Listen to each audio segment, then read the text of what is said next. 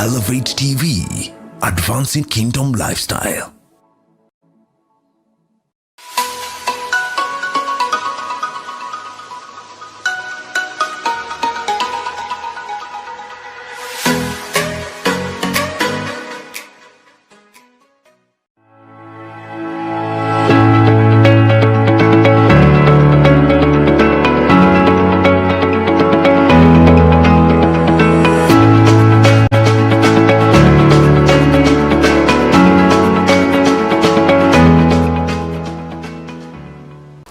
Very good morning to you. I believe that you are all doing very well and resting for the holiday today. I pray that you'll be able to enjoy yourself today. Welcome to the Friday Morning Digest Show. I'm your host, Apostle John Wesley. And this day we have a special guest, and we'll be looking at real issues that are going on in the state of Israel.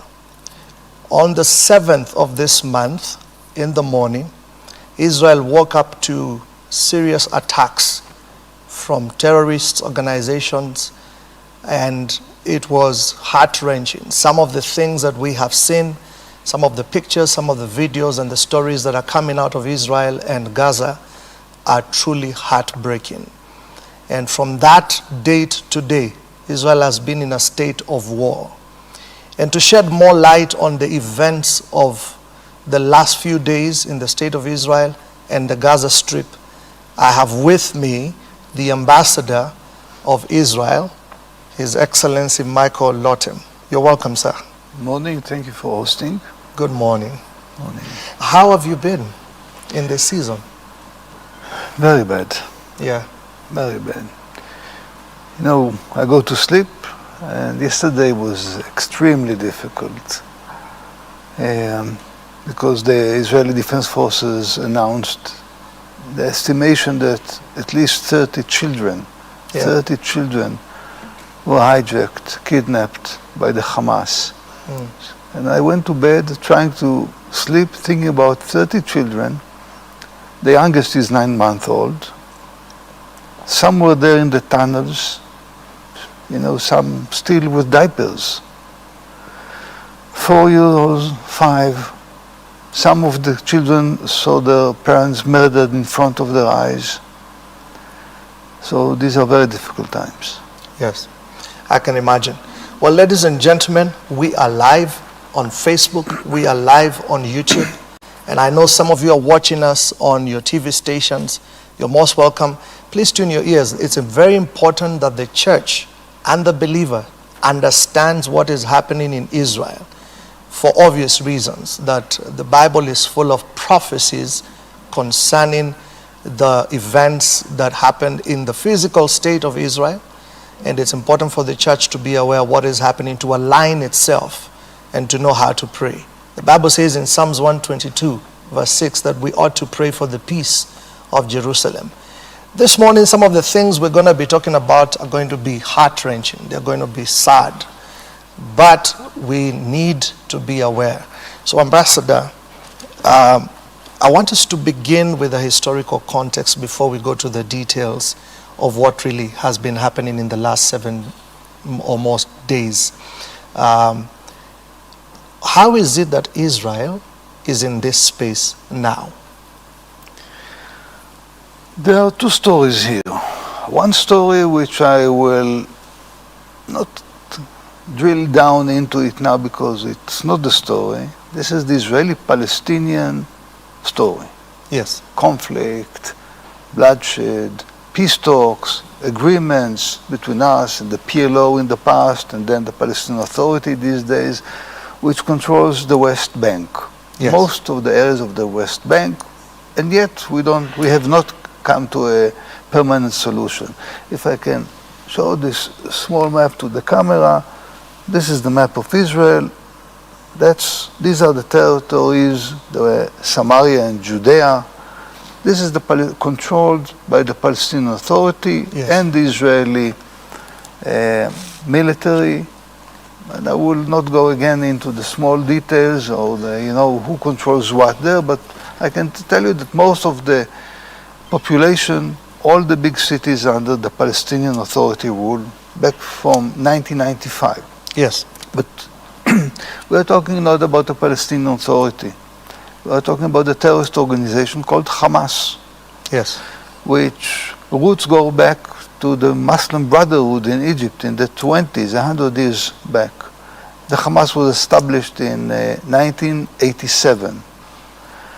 And their convention, their charter is very clear, saying that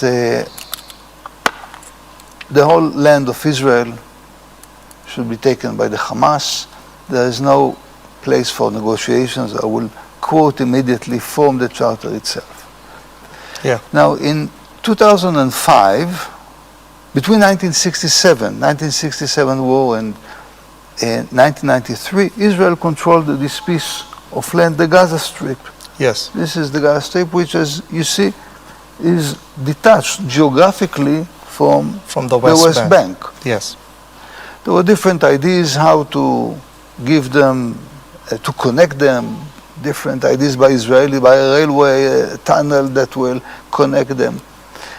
But then in 2005, there were elections held in Gaza. The PLO, the Palestinian Authority, did not get a vast majority. The Hamas was very strong. And in 2006, the Hamas did a coup. Throughout, the Palestinian Authority leaders, either from the roof, mostly from the rooftops, Yes. shot them in the streets, broke their legs, and chased them out. So this is why today, until today, Abu Mazen, the president of the Palestinian Authority, never visited Gaza. Because a Palestinian leader going into Gaza, it's a one-way ticket for him. He will be slaughtered. This is why they don't go there. So from 2005, Hamas controls, from 2006. But in 2005, Ariel Sharon, the then prime minister, said enough. Enough for us with Gaza. We leave Gaza, unilaterally withdrew. So for the last 18 years, Hamas, Palestinians control themselves in Gaza. That's the story. But then Hamas, as I said, a terrorist organization sponsored by Iran, ideologically backed by Iran, a tool of Iran, together with the Islamic Jihad, a small organization in Gaza, again backed by Iran, financed, arms from Iran, has been launching attacks over and over again against Israel. There were so many rounds of fightings between us and them. And the last one, which is not a round of violence, was a brutal, horrendous attack on civilians, premeditated, well-planned. We found on the booklets of the terrorists that we managed to kill 1,500 of them during the attack. We found the guides, the booklets, which date goes back to October 2022. So, and with all the instructions, you have to kill civilians, you have to take hostages, you have to your main target are civilians, because we want to demoralize Israelis. Yes. So that's, in brief, the background. Important again to separate between the Palestinian issue, the Palestinian Authority issue, and the Hamas, which controls. So when the Hamas or its supporters or other spokesperson come and say it's because of the Israeli occupation, there's no Israeli occupation in Gaza. But maybe what they mean is, if you read the charter of the Hamas, for them Israeli occupation means the whole occupation of the whole of Israel. Yes. That's the only occupation that they can be talking about, because we are not in Gaza. Now you see that half of Israel is desert. Yes. We are known for our agriculture, right? Most of the agriculture that we export comes from the desert.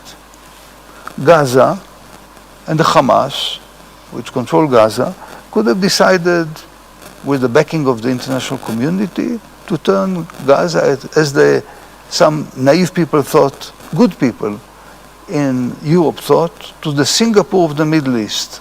This is what they thought. Well, it's not Singapore. We are in the Middle East. Yes. So instead of building their own place, using the resources from the international community, instead of this, they chose shooting babies in the cradle. And this is our war now. It's not about the Palestinian-Israeli, it's about fighting evil. And I think that certainly religious people, but even non-religious, looking at this can understand what evil means. Yes. Because all the pictures were taken by the Hamas terrorists, not by us. They went with their cameras, filming the executions, the burning, more than 300 bodies which we didn't manage to identify yet because they were so profoundly burnt. So that's the context. Wow. I mean, listening to this, it's quite tragic, really, when you imagine the extent of terror that you have been experiencing as a nation. There's something that I would like you to explain a little bit further for the sake of our listeners, this term occupation. Because from the day the attacks began, the Palestinian or the Hamas group have been talking about occupation. They say the biggest crime is the occupation, not the terrorist acts that were committed or have been committed in the last few days.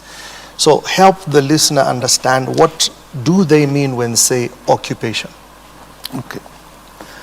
So again, we go back, I don't want to bother with too many details. Yeah. 1967, the Yes. Six-Day War. The Six-Day War, attacks were launched against Israel by Egypt from the south, Jordan from the east, Syria from the north, with some Iraqi forces behind in the east. Yes. And once we recovered, we managed to take the whole of Sinai and the West Bank, Judea and Samaria, and the Gaza Strip. And since then, there were talks about, on and off, and especially, of course, in the 90s, of coming to an agreement with the Palestinians. In the beginning, there was no wish in the Arab world to acknowledge the existence of Israel. They consider us as an alien force. They probably haven't read not the New Testament, not the Old Testament. Yes. But if you take the Old Testament, you walk around, you should try it once. You walk around in Judea and Samaria, it's like a tourist guide book. Because Yes. you walk and you see the names of the villages, all of them are there in the Old Testament, not to mention Hebron, which our fathers are buried there. Hebron is from 1995 under Palestinian control. Bethlehem is under Palestinian control. Ask a Palestinian how many Christians have left Bethlehem. Bethlehem used to be a Christian city, Arab Yes. Christian. Not today. They chased them out. They left to Canada, to other places. So, in 1993, Prime Minister Rabin said, in spite of his military background, he said, enough bloodshed. And he was a military man. And he recognized the PLO, the Palestinian Liberation Organization, in spite of the terrorist attacks that they carried against us for decades. Let's talk. He shook Arafat's hand. And then came the 1995 Oslo agreements, which basically gave them control on all major cities, Jenin, Jericho, Bethlehem, Ramallah, where the leadership of the Palestinian Authority is these days. I can't go. If I want to visit Hebron, I can't.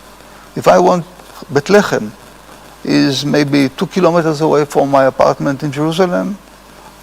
I like to run, so I run up to the gate, to the wall, and then I come back.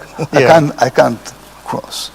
So the important thing is that in 2000, another military man, Barak, who was, the chief of defense forces, was the commander of an elite unit. Also, he said to Arafat, I give you 95% of the territory. Yeah. 95%. But Arafat rejected. Now, you don't have to take my word. I'm biased. Go and read. It's all documented. Yeah. It's very easy to Google these days, find the documents, see the proposal. Some of them are signed by his own handwriting. And there was another attempt a few months later after Camp David summit. And the only answer we received from the Palestinian is the Intifada, the uprising. Again, trying to kill as many Israelis as possible.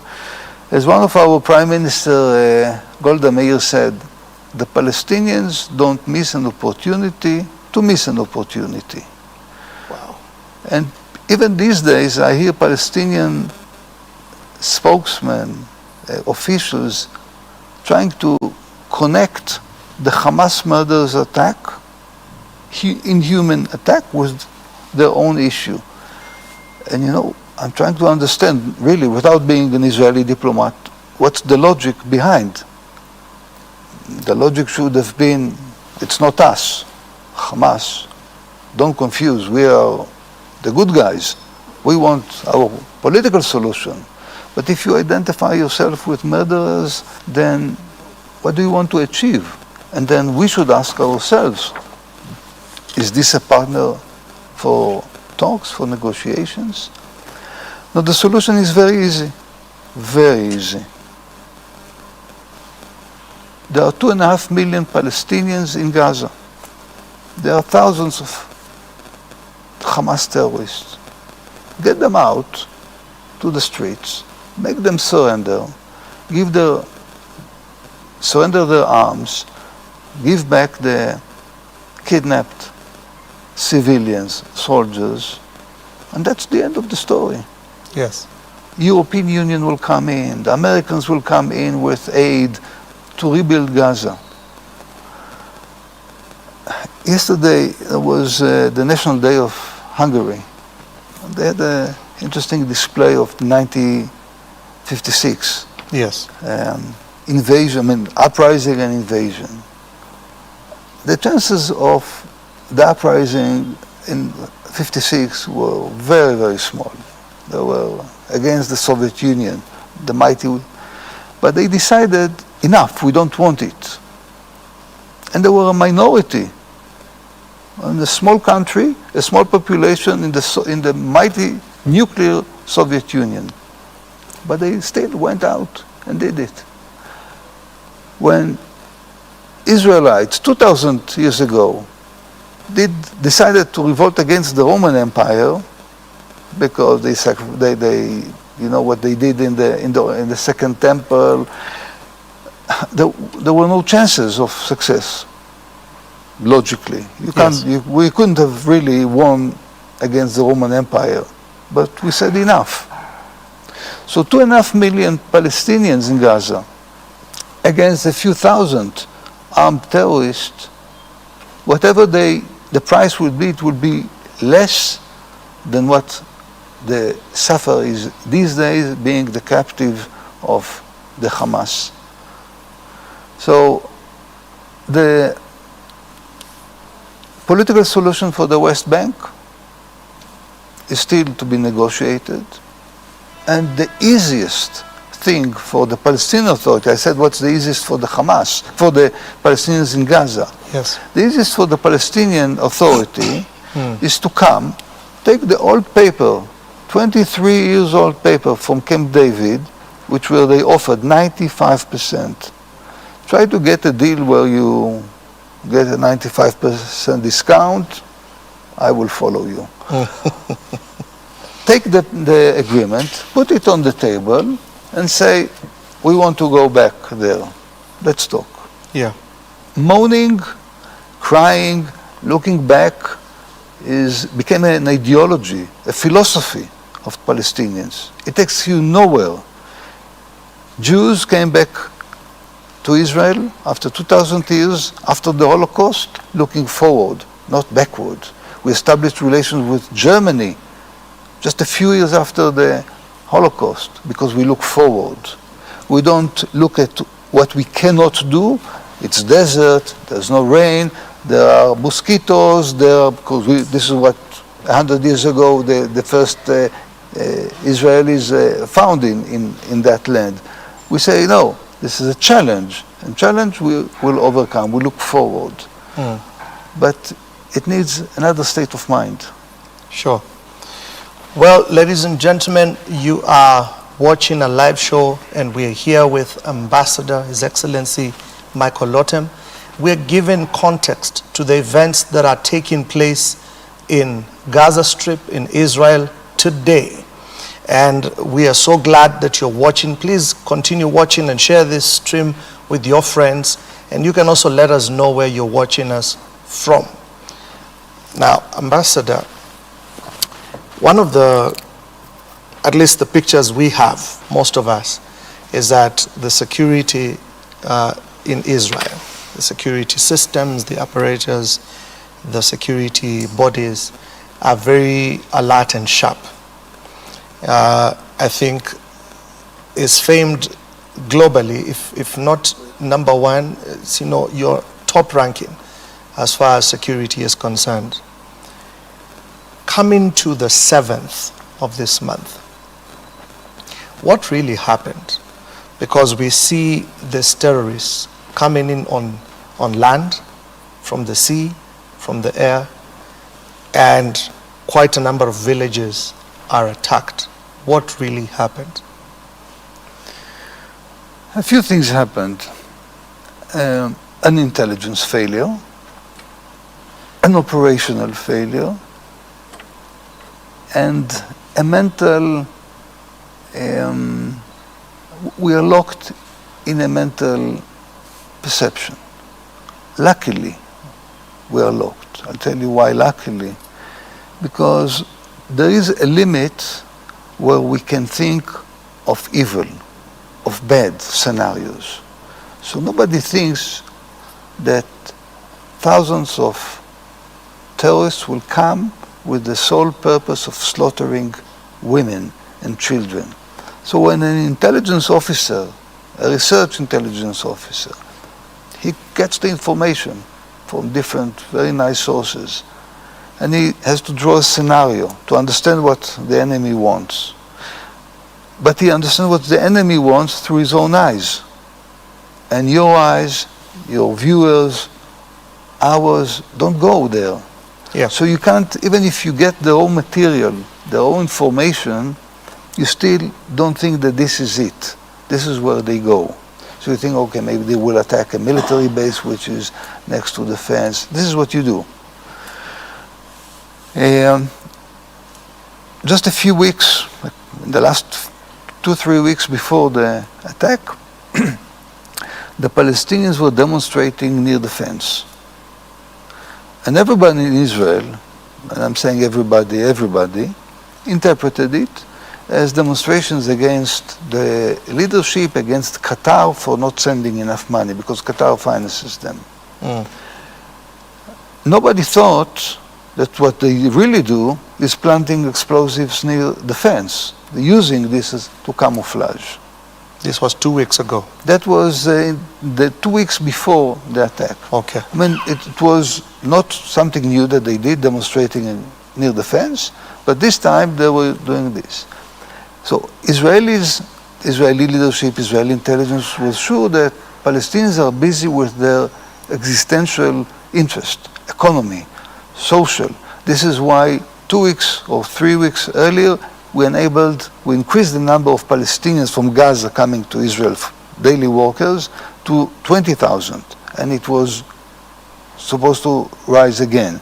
Because we said, okay, what they really want is better life. So let's do what we can do. Let's enable more supply. So we enabled cement coming in. Cement was used to build the tunnels, the underground city that they have today in Gaza. So we misinterpreted certain things that we saw. them happening. And of course, they also concealed many things. There are small cells of terrorists. It didn't take too much technology there. You know, you saw they came on Toyota pickup trucks and Boda Boda with a lot of ammunition. We found, once we managed to kill most of the terrorists, some ran back to Gaza, we found 3,000 anti-tank rockets. 3,000 anti-tank, RPG, explosives. Yeah. So it was massive. It was along a wide area. And some of the kibbutzim are 3 meters away from the fence. 3 meters. You cross you have it on video, again, taken by the Hamas. They cross the fence, 3 meters wide road, and here you are in the kibbutz. Some others are 500 meters. You know how much time it takes to run 500 meters. We're talking about a few minutes. Yeah. So you just cross all over, and of course it was Shabbat, Saturday, holiday, tabernacle. People were on ease, going to synagogue to pray, or just sleeping. Wow. Ladies and gentlemen, we're just trying to understand what has been happening, the real cause of the issue. We're going to try and see if we're going to share some of the pictures that we have with you of some of the atrocities really that have taken place in Israel, and trying to understand the context so that you, the believer, will know how to pray for Israel. I am with the ambassador of Israel to Kenya, and he is giving us firsthand this information. Please let your friends know that we're here. I see you, Pastor Stephen Kalungu, watching from Mombasa. God bless you, sir. Alexander Masharia, watching from Juja, Kiambu. God bless you. Joseph Kamata, you're watching from right here in Nairobi, and the rest of you that are watching. We're going to be taking a short break, but we'll come back with the details of what has been happening in the last days. And some of the stories you're going to hear are really heartbreaking. But it's important for us to know the truth. We'll see you shortly in a few minutes. Do not go anywhere.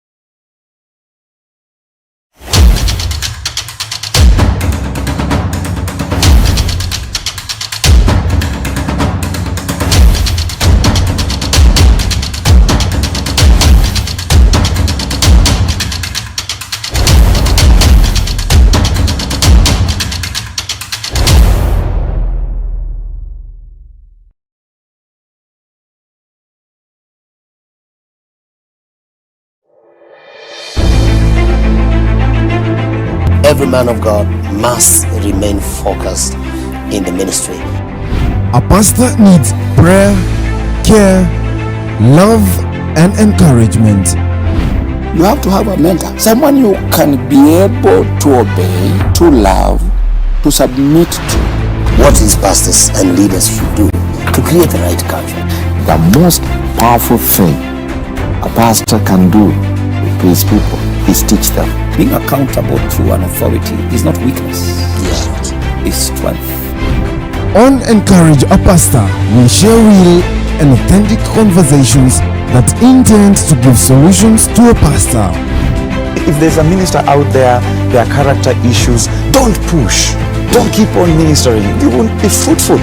In the body of Christ, certain wives have given up because probably they feel they haven't gotten the right leadership from their own husbands. We need to learn to know our husbands after the Spirit. I'm telling you, don't quit. Catch Encourage a Pastor every Saturday from 8 p.m. to 9 p.m.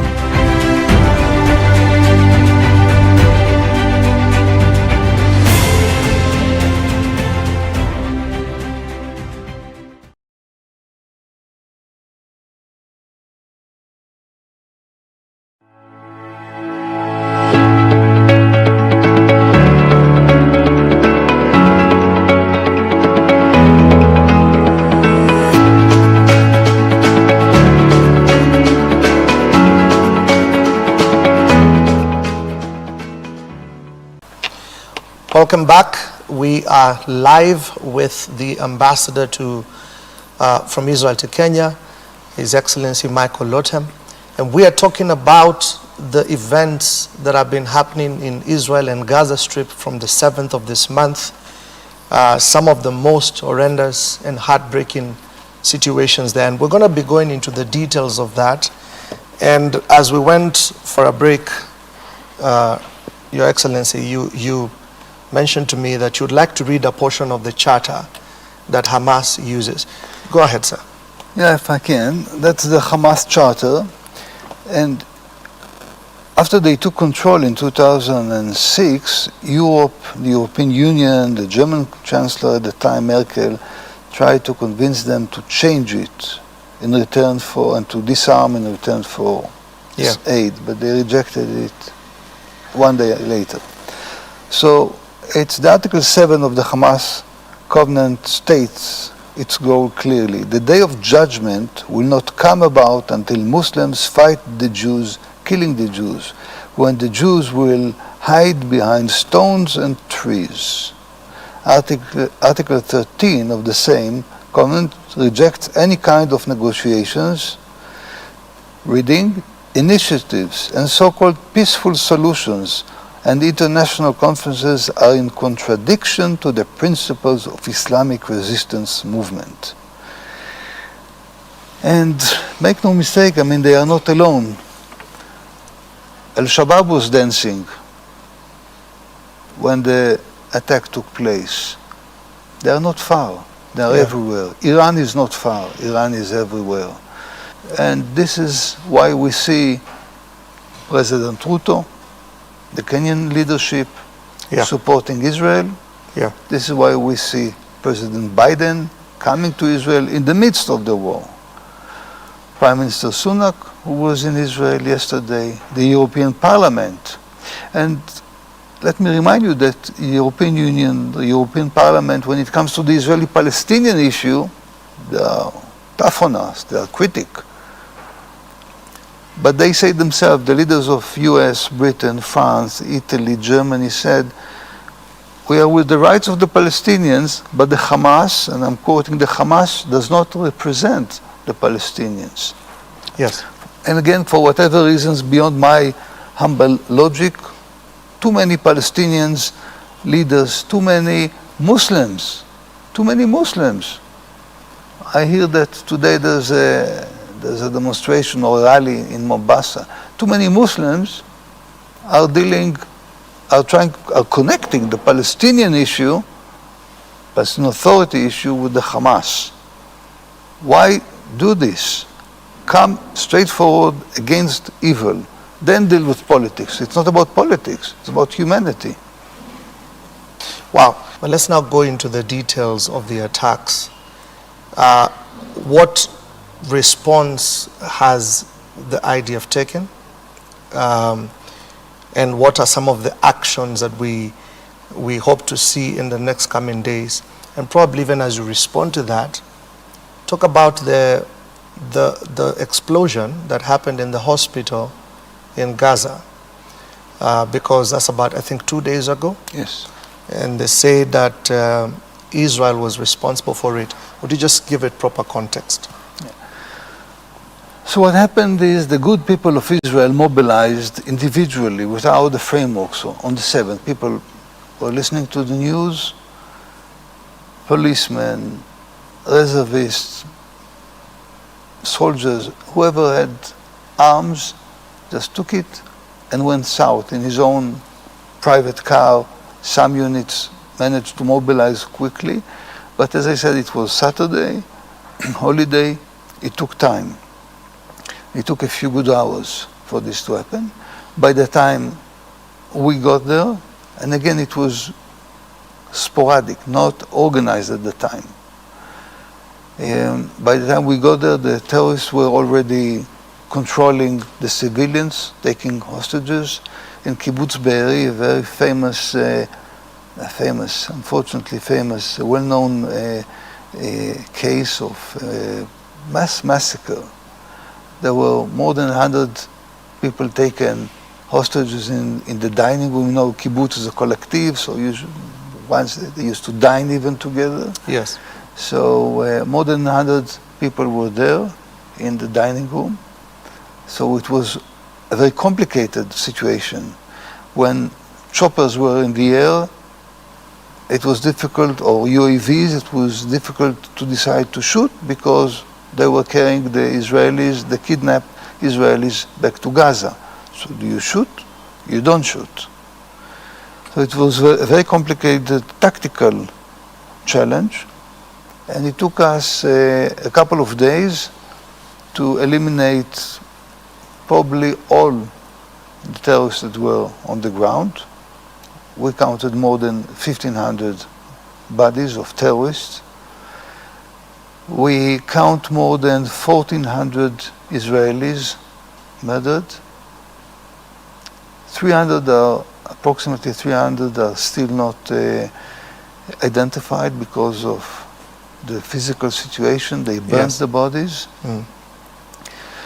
We're still searching the ground. Yes, just yesterday, a terrorist was found. He was trying to escape back to Gaza, and we found him. And now I go to the hospital. You know, there's a big difference between us and the Hamas. There are many differences. One of them is the burden of saying the truth. Yes. So probably everybody who is on any network could have heard the talk that we released, but it took us time to decide to release it because it's intelligence gathering capabilities. We were tapping a talk between two Hamas terrorists. Yes.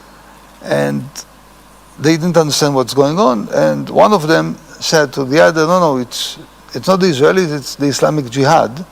And as you could have also watched on Al Jazeera, nobody can suspect Al Jazeera to be working for Israel. Yeah. And on Al Jazeera footage, it was during a barrage of rockets that was shot from Gaza. One of them fell not far from the launching area. Now, it was not the first case. 450 rockets fired from Gaza during the last 2 weeks fell in Gaza because of technical reasons. Mostly those shot by the Islamic Jihad. Again, technical level. 450 rockets. 50 rockets fell in Gaza. Wow. And one of them fell on the parking area. It's not the hospital. And that was when President Biden said that he got his own sources from the Pentagon, and he confirmed. So it was not, he was not following or citing the Israeli military IDF spokesman. He has his own sources. And the pictures show that these are debris of the rocket that fell on the parking area and set fire.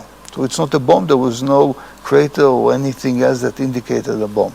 Yeah. But what I started saying is that the Hamas, Islamic Jihad, these organizations don't think twice before they say something. That puts us in a disadvantage because it took us almost 7-8 hours to investigate exactly what happened, to make sure that when we say something, it's accurate. If it's a mistake of identification, we should admit it. If it's not us, we should say it. So it took us a long time, but that's the disadvantage of a democratic country and people with moral that don't just go out to the media and say something. Yes. They need to be sure that what they say reflects reality. But reality does not bother the Hamas, not the reality of what happened in the hospital, not the reality of 2.5 million Palestinians in Gaza. They're not bothered by this reality. This is why they stormed a UN depot and stole food a few days ago. This is why the convoy of food and supply to Gaza takes a bit longer, because Americans, Europeans, certainly Israelis want to make sure that once the convoy goes in, it doesn't fall into Hamas hands. Because so far they were using water taken from the population, diesel. There is a big storage of diesel that can feed the generators of the hospitals, but the Hamas prefers it to feed their own generators, their own command stations. So when I listen to you, I hear that there is humanitarian effort going on into the Gaza Strip. Probably give it more context. How far is it? Because we know that Gaza Strip is really purely locked. It's under some kind of curfew, some kind of blockade. There's no access to food, no access to water, no access to the basic necessities.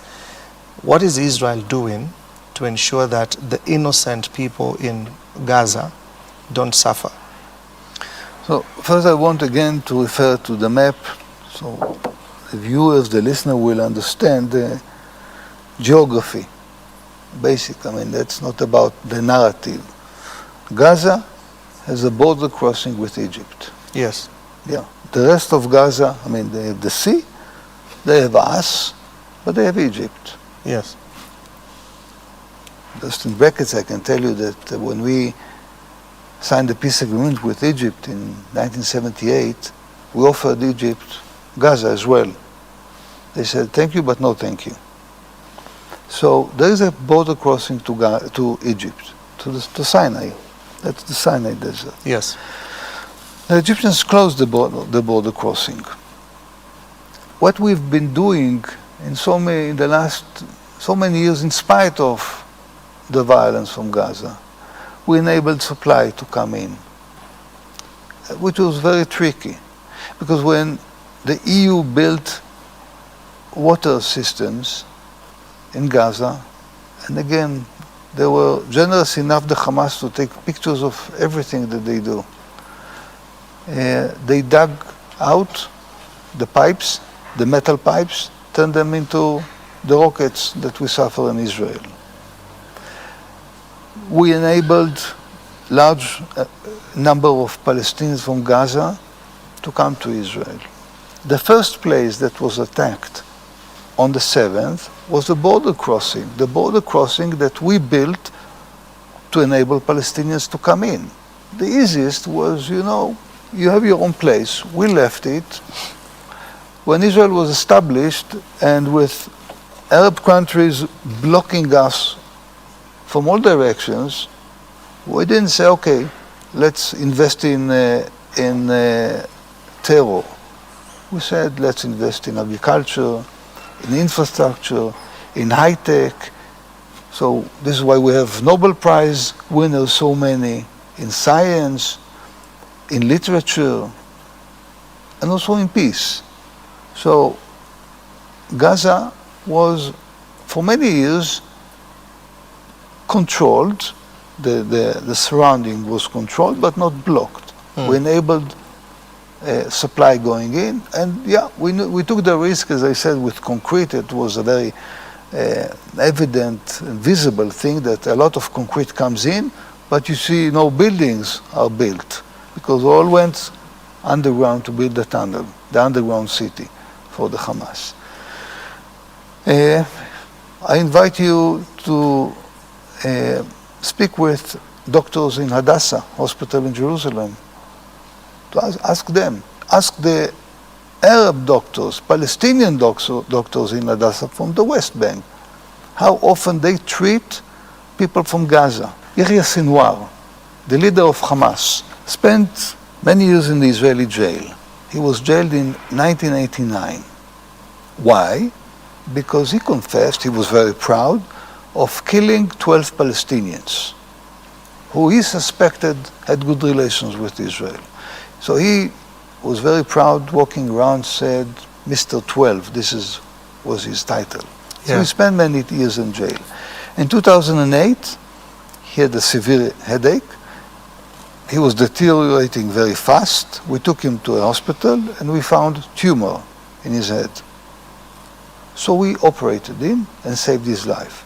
So the same Yahya Sinwar that sent these people to shoot baby in the head. So this is what we do, And this is what they do.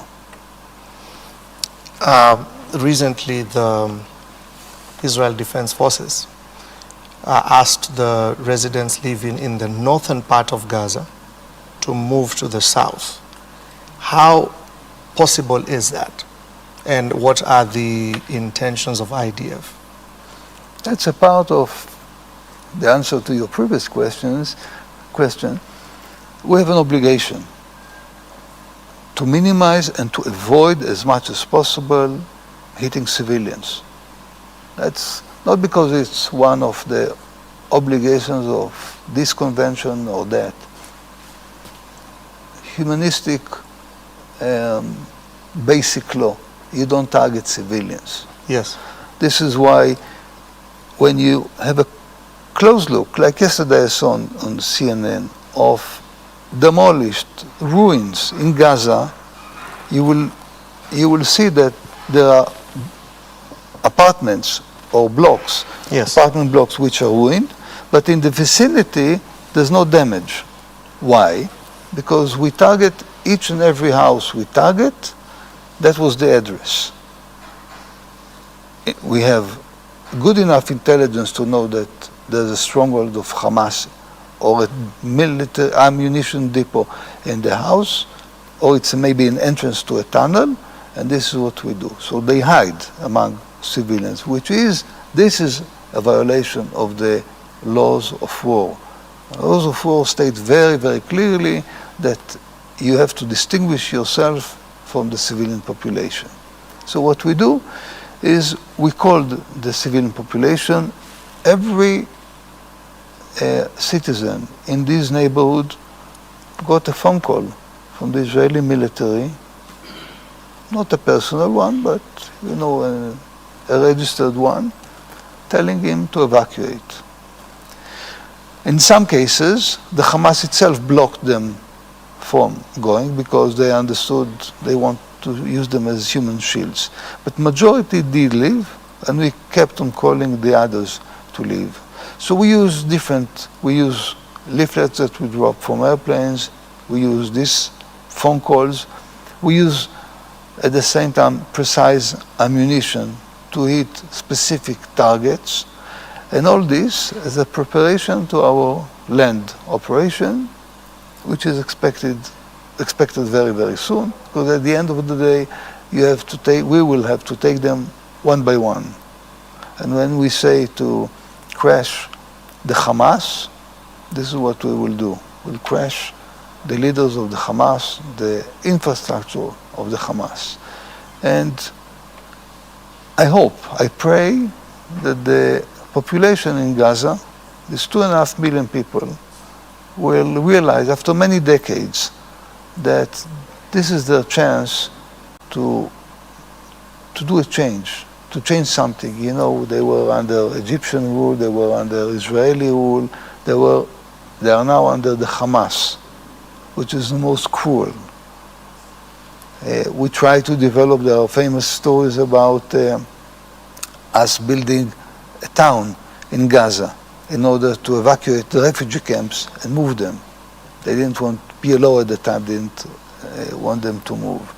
And if you will have a look at the footage that was shot, or even if you Google all the kibbutzim that surround Gaza, and I said 3 meters away, 500 meters away, these are flourishing towns and kibbutzim, doing high-tech, doing a lot of agriculture. This is from where we export our agriculture. So there was no reason for Gaza not to do the same. But it's the Hamas that decided to do something else. It's the Islamic fundamentalist belief. And if anybody makes the mistake of thinking it's there, these Israelis, Palestinians, Yes. That's the basic way to deny and confront reality. But the reality is that Islamic Brotherhood and the Islamic extreme ideology, be it the jihadists, the Al-Qaeda, Al-Shabaab, they're all in the same boat and they navigate the same boat. And make no mistake, it's never far. It's never too far for them. Wow. You've mentioned that issue of agriculture so much. Maybe one of these days I'll visit to come and see the technology you're using. You should. Yeah, but moving away from the Gaza Strip, coming out to the state of Israel, it's been horrifying to watch thousands of rockets being targeted to different major cities and towns in Israel. Probably you can let us know, what do you do to deal with that? Of course, we've heard of the Iron Dome, but then also update us, are these attacks still going on? Are the rockets still being fired into Israel as we are speaking? So even on the 7th, the attack began with more than 3,000 rockets being shot. Give you the, as I say, the total area of Israel is roughly Kajiado County. The area that was targeted is about 10-20% of the total area of Israel in the south. Yeah. So that to give you the idea of how intense it was. 3,000 rockets. And yes, so what we do is we deal with it with Iron Dome. This is the anti-missile missile. We have anti-missile missile for medium range, which was also used because some of the missiles went as far as Jerusalem. One rocket from Gaza fell in Bethlehem. Another rocket fell on a mosque in Jerusalem, in the Galilee. And this is why also many Israelis, actually 500,000, we don't say it because we like to be proud, not to moan. Well, you asked me before about Palestinians moving. Yes. 500,000 Israelis moved from the south and from the north, because there are no small chances that Hezbollah will do something. Yeah. Just last night, the Hamas from Lebanon shot 30 rockets. So 500,000 Israelis displaced, moved. So we deal it with the rockets in different with different technologies, also hitting the sources of the launching pads, and we are about to get operational a laser beam, which was supposed to come into operation in a later stage, but this will be a very good, another very good answer to the rockets, the laser beam. Yes. Are the rockets still being fired today? Yes, just yesterday evening, Tel Aviv was targeted, the surrounding of Tel Aviv, and some cities to the south.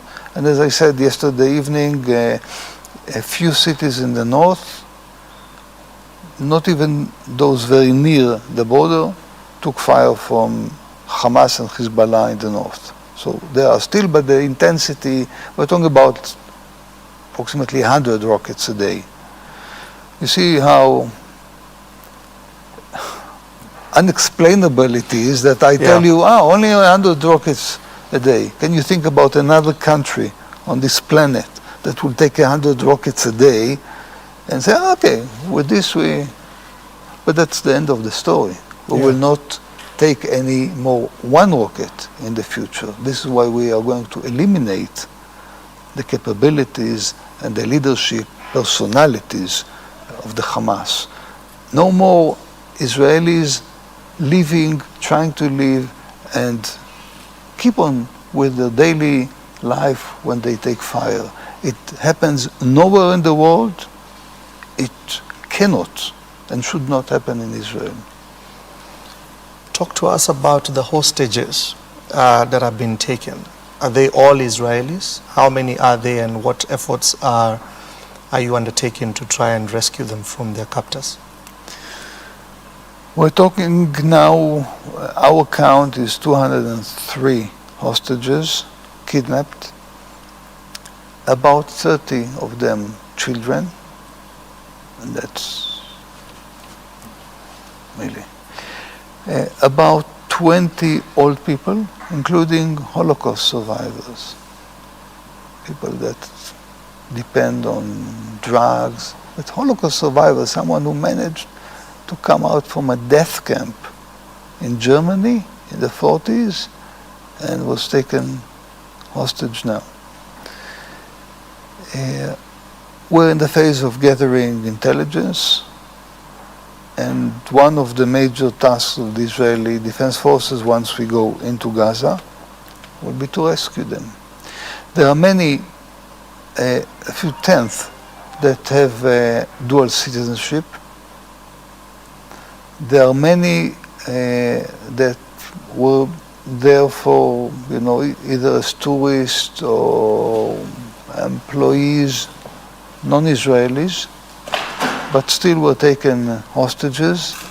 And it's very difficult to, it's very easy, to distinguish between Israelis and some of the others, just physical, just looking at them. But it means nothing for them, because again, it's humanity against evil.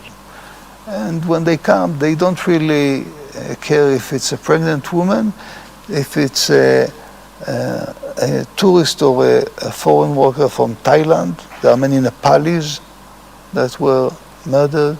There are almost 30 Americans there, Argentina,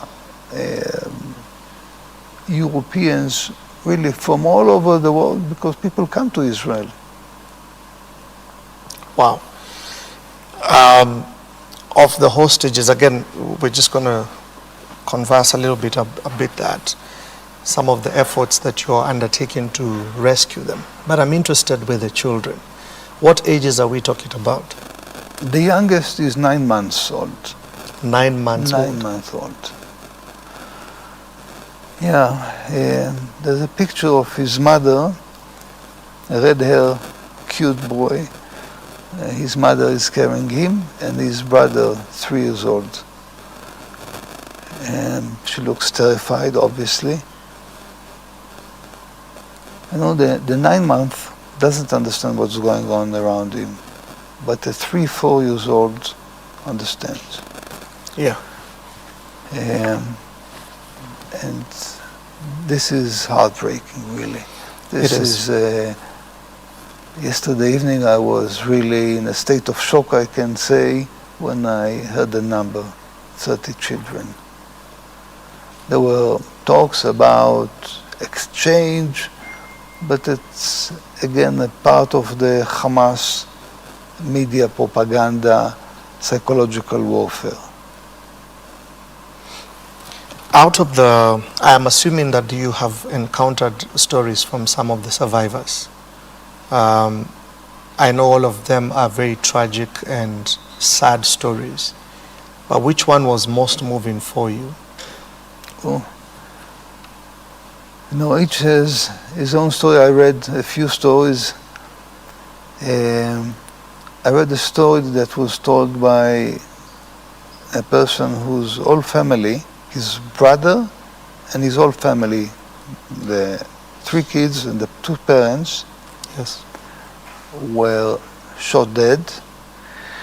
It was the birthday of one of the daughters, and they were planning, it so happens that most of the people that live in the kibbutzim are left-wing peace lovers.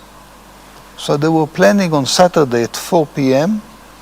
a peace parade on the fence, sending glides that they prepared directions of Gaza, to show the Gaza population how forthcoming and peace-loving people they are. The whole family was slaughtered.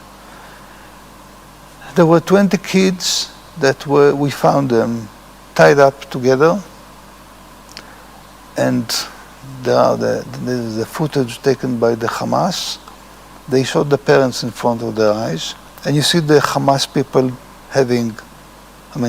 eating on the side. It's all on video. And then they killed and burned the bodies of the children.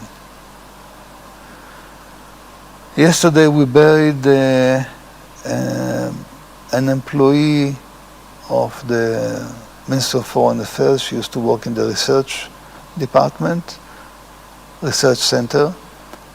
She was murdered, her husband, 2 kids, 3 and 6, were saved, and the third, she's 8 years old, disappeared. We don't know her whereabouts, if she was kidnapped, if she's among the 300 bodies that were not yet identified.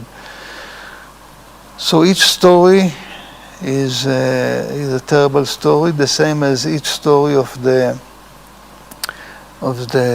heroism of these individuals in the kibbutzim. A 65 years old man who took a gun with 5 others and blocked 30 Hamas terrorists from coming into the kibbutz. So there are so many stories.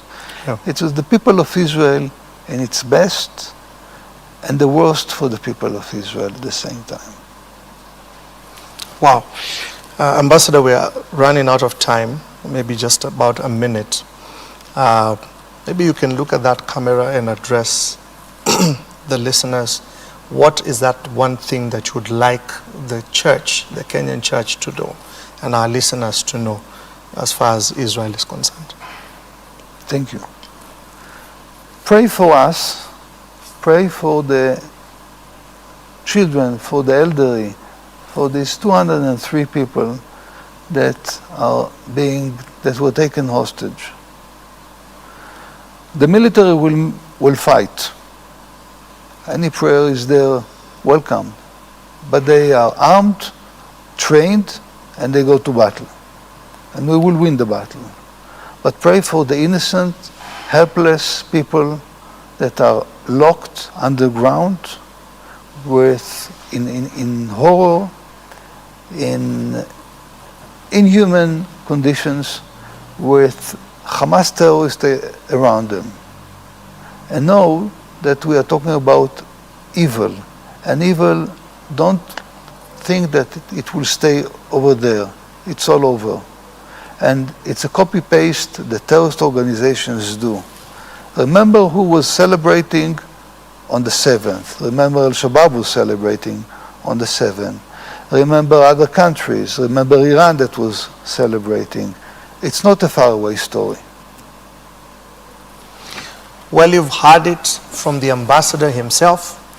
The Kenyan church, let's continue to pray for Israel. And not just Israel, pray also for the innocent people in Gaza Strip.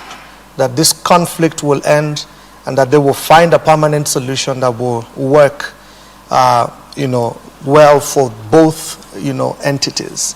But the Bible commands us to pray for Israel. And so we keep on praying. Thank you so much, Your Excellency, for coming to the show. And thank you for accepting our invitation. We know that these are very tough times and busy times for you. And so it's truly an honor to have you here, sir. And thank you, and thank you so much. I thank the church for this amazing support. Thank you very much. Thank you. I've been your host, Apostle John Wesley. This is the special edition of the Friday Morning Digest Show. We will see you next Friday, God granting. Shalom, shalom. Shalom.